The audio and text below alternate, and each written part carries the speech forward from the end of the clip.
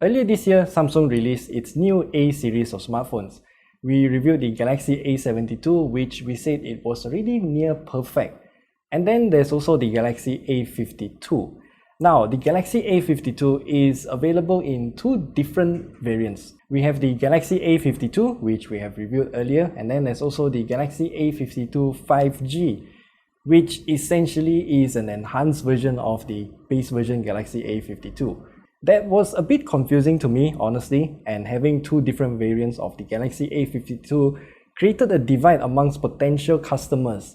But with the Galaxy A52s released 6 months after the Galaxy A52 and A52 5G, seeks to remedy this confusion by consolidating both of those variants into one phone and sprinkle a bit of extra on top. What's new and what's changed with the Galaxy A52s? Let's find out.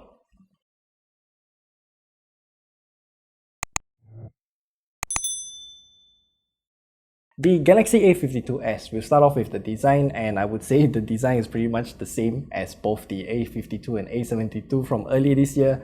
It still has a matte plastic back, but by feeling it with my own fingertips, I think the A52s is a bit less rough. And it is also available in a few different colors, and my favorite being the new mint color. Unfortunately, we only got the white color version here.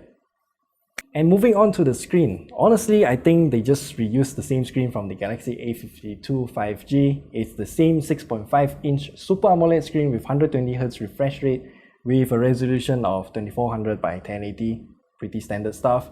Looks awesome just like before, and now it's just a bit more awesome than before with the 120Hz refresh rate. And one thing that I have to point out is that the selfie camera cutout on this phone is very tiny, and it also has a screen protector pre-installed out of the box. As for the cameras of the Galaxy A52s, we still have the same 4 cameras, and technically only 2 of them are usable to take pictures. So the main camera takes good pictures overall in both outdoors and indoors, so no issues there. And honestly, I think Samsung's camera is just smarter in trying to light up your subject without human intervention, which I think it's a little bit underappreciated. And by the way, the Galaxy A52s still has OIS, and many other phones at this price point just doesn't come with OIS. For the ultra-wide-angle camera, it's just the same as before, so nothing much to talk about it here. It just looks good, and that's about it. The third camera, which technically can be used to take picture, is the 5MP macro camera with a fixed focus lens. Yes, it's still usable, but the macro pictures coming out of this camera is just not really that good, so I would just treat it as a decorative camera after all. And the video capability is also the same, and again, thanks to OIS, recorded videos don't have that weird warping that EIS has. And alright, in terms of performance, the Galaxy A52s, I would say, in this aspect is where it got the biggest upgrade, because it is now packing the Snapdragon 778G chipset with 8GB of RAM and 256GB of internal storage, and everything that has to do with performance in this phone is actually amazing.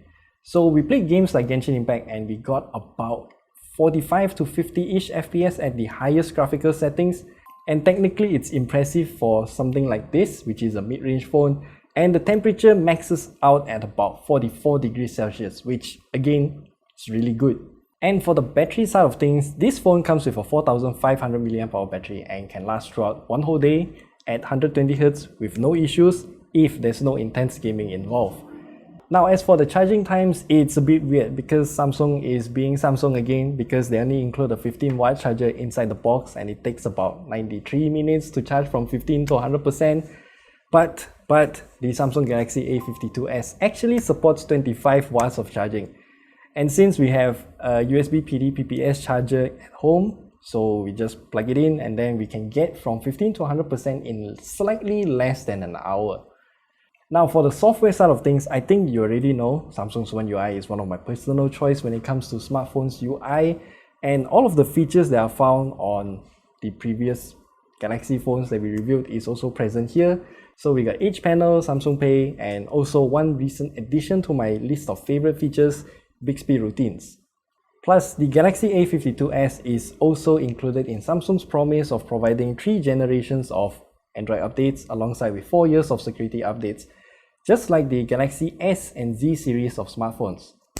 And oh, by the way, the most recent update for Samsung devices also bring in something called RAM Plus feature, which technically is virtual RAM because it just allocates a part of your internal storage and treat it as RAM. It's not gonna be as good or fast as the real RAM, but it's there if you need it. But I don't think you're ever gonna need it because this phone comes with 8 gigs of RAM. Come on. And oh, by the way, the Galaxy A52s still comes with a headphone jack and also a micro SD card slot. It is also IP67 rated, so it's not gonna be afraid of some water. So the Samsung Galaxy A52s, we only have one configuration here in Malaysia, which is the 8 gigs of RAM plus 256 gigs of storage version, and it is priced at 1,899. And I think that price is pretty hefty, and Samsung Malaysia should have brought in the 6 gigs of RAM plus 128 gigs of storage and price it like 1,599. That would be fantastic. But then just when I thought the Galaxy A52s is already expensive, we have some even more expensive phones like the Honor 50, which is priced at 1,999 and offers less. So in comparison, the A52s is kind of okay. But then there's another argument to be made, which is the Galaxy S20 FE with the model number of SM-G780G. So that is actually the Galaxy S20 FE 4G, but it is equipped with the Snapdragon 865 with 8 gigs of RAM and 128 gigs of storage.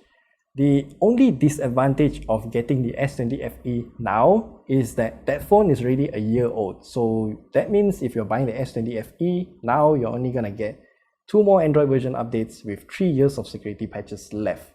So it really depends on what you want. Honestly, I can't pick between the Galaxy A52s or the Galaxy A72 because on the A72, I do like having a real telephoto camera as opposed to a depth sensor. So that's all we want to share with you about the Samsung Galaxy A52s.